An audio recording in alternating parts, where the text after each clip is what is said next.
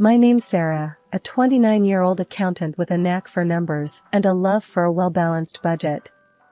I'm married to Alex, a man whose sense of humor is as strong as his love for me.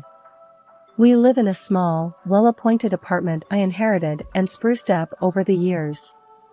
It's our little haven, filled with the laughter and love of a young, happy couple. One lazy Sunday, as I was reconciling some accounts, Alex lounged on the sofa, chuckling at something on his phone.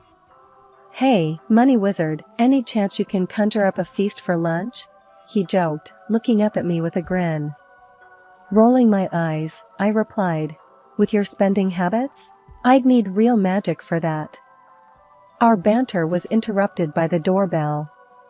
It was Mrs. Thompson, Alex's mother, standing at the doorstep with her usual air of disdain hidden poorly behind a strained smile. "Hello, dear," she greeted, her eyes immediately scanning the apartment. "Hi, Mom," Alex said, getting up to hug her. "What brings you here today?"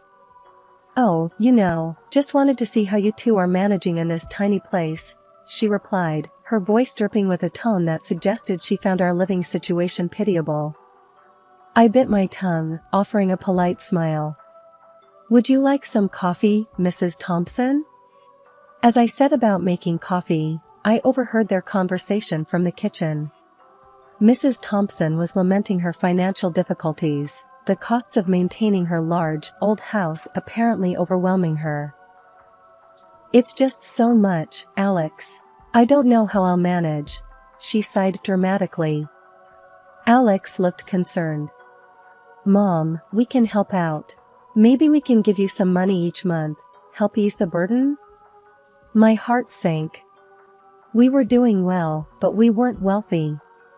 Still, the thought of his mother struggling was enough for Alex to offer. I brought in the coffee, sitting down as they discussed figures. $1,000 a month?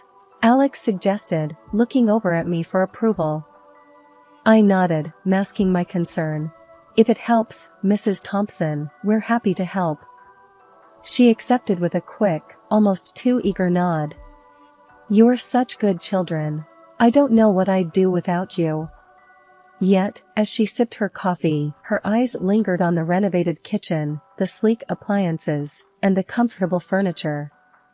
"Of course, if you could afford such nice things for yourselves, maybe you could spare a little more," she mused, her voice trailing off suggestively.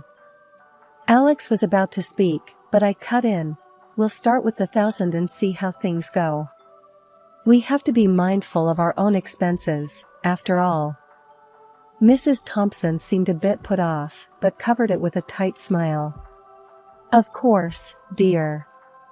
I appreciate anything you can do." After she left, Alex and I sat in a heavy silence. "Are we doing the right thing?" he finally asked, his brows furrowed in worry. I reached for his hand. "We're helping your mom, that's important. But let's not dive into deep waters we can't swim out of, okay?" He squeezed my hand back, the weight of our decision settling in. "Okay," he agreed, but I could tell the matter wasn't settled in his heart. The rest of the day passed quietly, with both of us lost in our thoughts. The air in the apartment felt different now, charged with the responsibility we had taken on and the uncertainty of what lay ahead. As night fell, I couldn't shake the feeling that Mrs. Thompson's visit was just the beginning of a larger challenge we would face together. But whatever it was, we'd face it as a team, as we always did. Weeks after Mrs. Thompson's visit, the routine of our life resumed, the uneasy feeling of the financial commitment lingering like a stubborn fog. Then, out of the blue, we got news that turned our world upside down. I was pregnant. The joy was overwhelming. Alex's face lit up like a Christmas tree when I told him, his laughter echoing in the apartment. "We're going to be parents, Sarah. Can you believe it?" he exclaimed, lifting me in a whirlwind hug. Laughing and a bit dizzy, I replied, "Believe it? I'm already planning the budget for baby shoes and college." The news of the baby brought a new wave of visits from Mrs. Thompson. One evening, she arrived with an unusual spark in her eye. "I have a proposal for you too," she began, settling herself on the sofa as if preparing for a long discussion. Alex and I exchanged a look, trepidation mixing with curiosity. "What kind of proposal?" I asked, trying to keep my voice steady. "It's simple. You need more space for the baby, and I need less of a burden. I move in with my daughter, and you move into my house," she declared, her voice carrying a note of finality. I choked on my tea. "Move in, to your house?" The image of her large, run-down home flashed in my mind, the creaky floors and peeling paint a stark contrast to our cozy apartment. Alex, ever the optimist, chimed in. "That's an idea, Mom. But Sarah's right. Your house needs a lot of work." Undeterred, Mrs. Thompson continued. "Think of it, Alex. Your child can grow up in the house you did, and with Sarah's knack for budgeting, you can turn it into something beautiful." I could see Alex's eyes soften at the thought, the sentimental value of his childhood home pulling at him.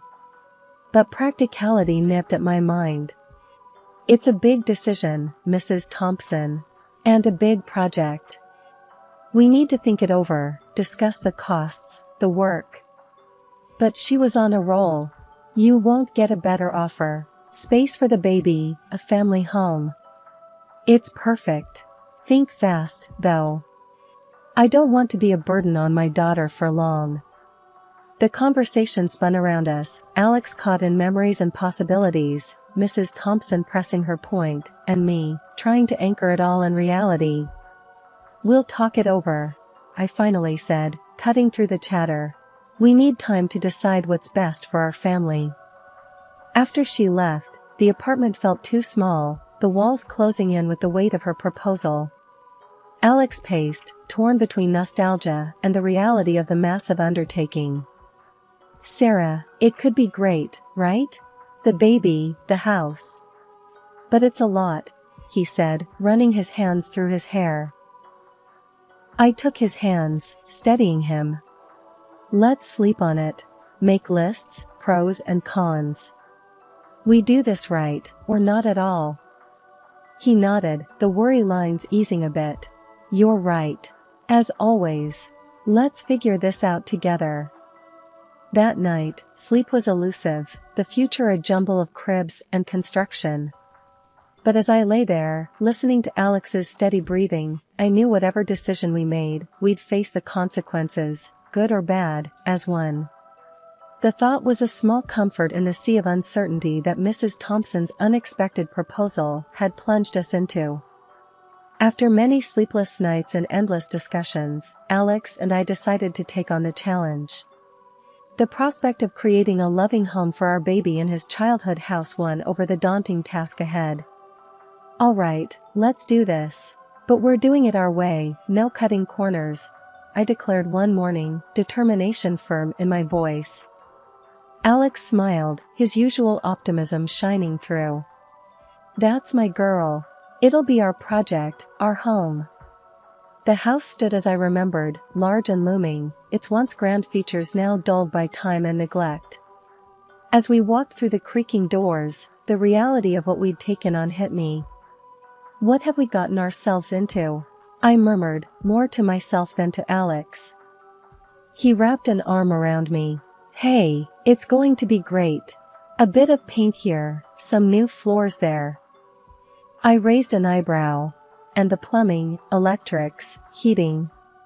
My voice trailed off as the list grew longer in my mind. "We brought in a designer, Tom, a friend known for his practical yet stylish eye." "Okay, let's see what we've got," Tom said, clipboard in hand, ready to tackle the beast. Room by room, we assessed, planned, and budgeted. The numbers were dizzying, but every decision was made with our future in mind. The workers started, their presence a constant in the once quiet house. Dust and noise became our new normal, but with each completed task, the place began to transform. One particularly chaotic day, as I navigated through ladders and paint cans, I found Alex staring at the nursery, a soft smile on his face. "Can you imagine it, Sarah? Our little one right here?" I joined him, envisioning the room not as it was, but as it would be. "It'll be beautiful, Alex. The perfect place for baby naps and bedtime stories." The days turned into weeks, and slowly the house began to resemble a home. The sagging ceilings were now sturdy and smooth, the walls fresh with paint. The old, grimy windows replaced with clear glass that let the light flood in. Each evening, we reviewed the progress, our excitement growing with every box ticked off the list. But it wasn't all smooth sailing. Delays and unexpected repairs tested our patience and budget. "Another issue? What now?" I'd ask, frustration mounting as Tom relayed the latest hiccup. "Plumbing's older than we thought. Needs more work, but we'll get it done," Tom would assure, his calm demeanor a stark contrast to my frazzled nerves. Despite the setbacks, we pushed forward, driven by the vision of our family in this home. And as the final touches were put in place, the house, once a daunting project, stood proud and welcoming, a testament to our hard work and love. Exhausted but elated, we stepped back, taking in the sight. "We did it, Sarah. We actually did it," Alex said, his voice thick with emotion. I leaned into him, the house behind us no longer just a building, but a symbol of our new beginning. "We sure did, love. Now, let's get ready to welcome our little one into it." With that, we turned and walked into our future, ready for whatever it might hold. Just as we settled into our newly renovated home, savoring the calm after months of relentless work, our world was turned upside down again. It was a crisp Saturday morning, and we were out getting some fresh air and much-needed couple time. When we turned the corner onto our street, my heart dropped. A moving truck was parked in front of our house, and men were carrying out our furniture. "What the?" Alex's voice trailed off as we hurried toward the chaos. As we pushed through the front door, the sight that greeted us was like a punch to the gut. Mrs. Thompson and her daughter, Carol, were there, directing the movers with an air of authority that left no room for questions. "What in the world is going on here?" I demanded, my voice shaking with a mix of anger and disbelief. Mrs. Thompson turned to us, a smirk playing on her lips. "Oh, Sarah, Alex, good, you're here. I've decided it's time I move back into my house." "Your house? We just spent months turning this place around, not to mention the money we poured into it." Alex's voice rose, his usual calm demeanor gone. Carol chimed in, her tone just as cold as her mother's. "Well, it's a family house, and we're family. It's only right we live here. Plus, think of how nice it'll be for my kids in that lovely nursery you fixed up." I felt like I was in a bad dream, the room spinning around me. "But you told us to move in here. You pushed for this. We have a baby on the way, for goodness sake." Mrs. Thompson shrugged, her gaze void of any sympathy. "Things change, dear. I needed a break, and you provided it. But now, it's time for you to go back to your little apartment." The reality of her words hit me like a tidal wave. All our work, all our dreams for this house, were being ripped away without a second thought. I glanced at Alex, his face a mask of shock and hurt. "Mom, you can't do this. We have rights. We'll fight this," he stammered, the fight in his voice not matching the defeat in his eyes. Mrs. Thompson laughed, a sound that chilled me to the bone. "Good luck with that. Now, if you'll excuse us, we have a house to settle into." We were ushered out like strangers, our belongings piled haphazardly on the lawn.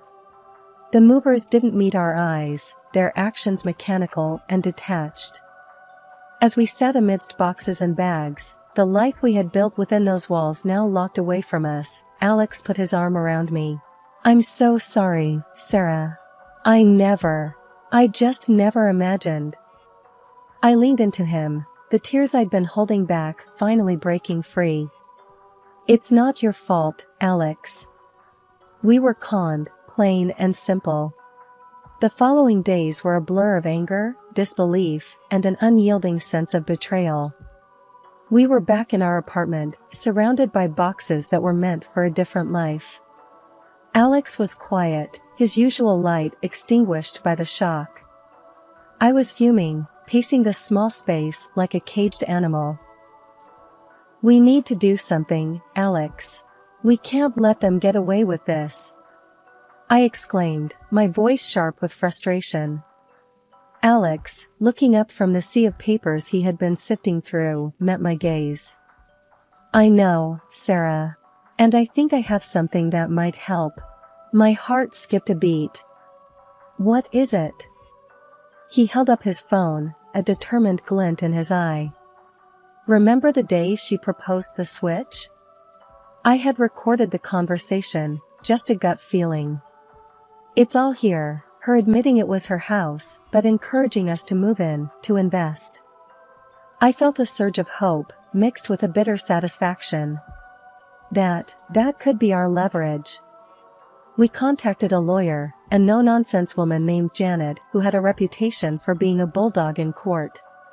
She listened intently as we relayed our story, the recording playing a pivotal role.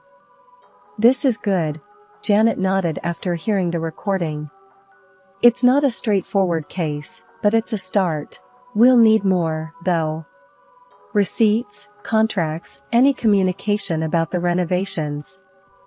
We spent the next few days gathering every piece of evidence we could find. Every receipt felt like a tiny weapon in our fight to reclaim not just the house, but our dignity and future. The day we presented our case to Janet, her office was stark and uninviting, but her focus was unwavering. "This is solid," she said, sifting through the papers. "We'll file for deception and undue influence. It's going to be a battle, but I think we have a shot." The weeks leading up to the court date were tense. We were a mix of nerves and grim determination. The thought of facing Mrs. Thompson and Carol in court made my stomach churn. On the day, as we sat in the sterile courtroom, I held Alex's hand tightly. Mrs. Thompson and Carol sat across from us, their faces masks of cool indifference. As the proceedings began, Janet was fierce, laying out our case with a precision that left no room for doubt. Mrs. Thompson's lawyer tried to counter, but the recording, the receipts, they all painted a clear picture of deceit. When it was Mrs. Thompson's turn to speak, her voice was shaky, a stark contrast to the confident, almost smug tone she had used when kicking us out. I didn't mean for it to go this far. I just needed some help, and I thought." "Thank you, no further questions," Janet cut her off, turning back to the judge with a nod. The rest of the trial was a blur of legal jargon and closing arguments. As we waited for the judge to deliver his verdict, I felt Alex's hand grip mine, his palm sweaty. The judge finally looked up, his gaze sweeping over the courtroom. "After reviewing the evidence and testimonies, I find in favor of the plaintiffs. It is clear that there was a calculated effort to mislead and benefit from their investments." Relief flooded through me, tears pricking at the corners of my eyes. Alex let out a long breath, his body sagging slightly. As we walked out of the courtroom, the world seemed a little brighter, a little more hopeful. "We did it," I whispered, my voice thick with emotion. Alex pulled me into a hug, right there on the courthouse steps. "We did," he agreed, his voice steady and sure. "And now, we move forward." The battle was over, but the war had left its scars. As we started the journey back to our apartment, the future was uncertain, but one thing was clear: we were stronger together, and no matter what came next, we would face it as a team. After the legal victory, the weight of the past months began to lift, but the task of truly moving on was still ahead of us. The first order of business was to clear out the house, our house, as the court had affirmed, at least in terms of the investment we'd made. Alex and I returned, not as residents, but as reclaimers of our peace and investment. We methodically removed every piece of furniture, every appliance, and even the fancy new plumbing fixtures we'd installed. Each item carried out was a chapter of our ordeal, closed and packed away. "I can't believe we're stripping the house bare," Alex said, his voice echoing in the now hollow space. "It's only what we put into it," I reminded him, my voice firm with a resolve that hadn't been there before. As we worked, Mrs. Thompson arrived, her eyes wide as she saw the shell of what had once been her home. She began to sob, her body shaking with each heave. "Please, I didn't mean for any of this. I'm so sorry. Can't we just forget all this happened?" she pleaded, her voice desperate. Alex and I exchanged a look, the shared pain and betrayal still fresh between us. "We're beyond sorry now," Alex said. "We're just doing what's fair." With the house emptied of our contributions, we also cut the financial cord that had bound us to Mrs. Thompson. The monthly checks we had been sending were no more. It was a hard decision, but necessary for us to truly start anew. The final blow to Mrs. Thompson's crumbling world came when she had to face the financial consequences of her actions. In order to reimburse us for the extensive and costly renovations, she was forced to sell the house. The place that had been a symbol of her deceit now had to be let go, the proceeds going towards paying us back. The news of the sale came to us not with joy but with a quiet acknowledgement of the closure it brought. We had no desire to revel in her downfall, we simply wanted to move forward.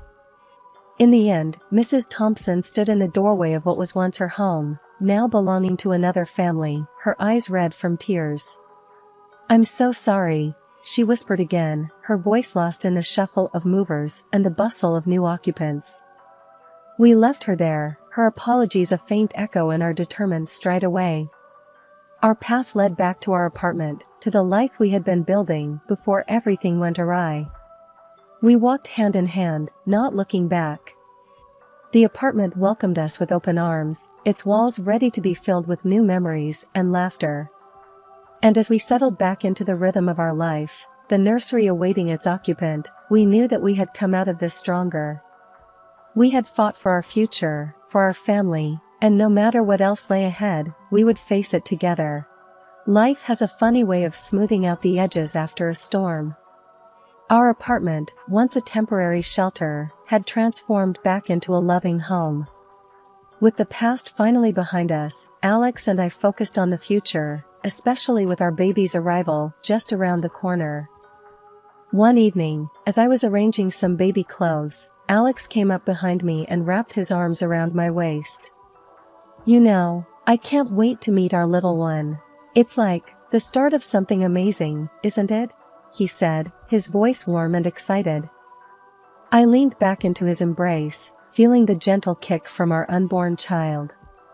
"It really is. After everything, this feels like we've been given a fresh start, a new chapter."